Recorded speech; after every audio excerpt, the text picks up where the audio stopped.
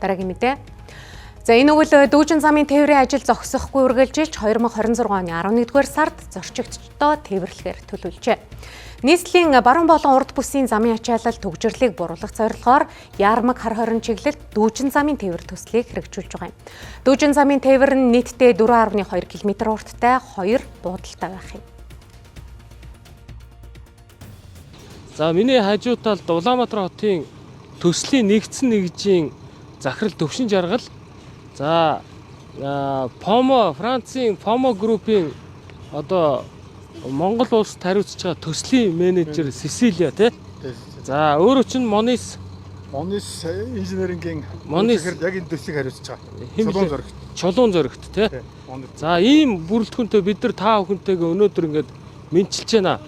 Цамхагч гэж ярьж байгаа таавар Монгол улсад босч байгаа хамгийн өндөр одоо ийм цамхаггуудыг өнөөдөр өргөх ийм одоо арга хэмжээ болж байна. Нийтдээ 46 м өндөр ийм одоо цамхаг босно. Энэ төслийн хамгийн өндөр цамхаг нь нийтдээ 19 цамхагаас бүрдэн 4.2 км цагт 3500 зорчигч тасралтгүй тээвэрлэх ийм одоо өөрийн хүчин чадалтай ийм төсөл гэж хэлж болно. Энэ ногооноор дурддагчнууд нь бүгд хийгдсэн босцсон цамхаггууд. Тэгээ газрын гүнд одоо 5-6 м-ийн гүнд дандаа ийм одоо шогмон суур, гадсан суурууд хийж байгаа. Ийм том бүтээн байгуулалтын ажлууд уран дулааны цагт газар доор хийгдэх ажлууд үндсэндээ бүгд хийгдээд дууссан.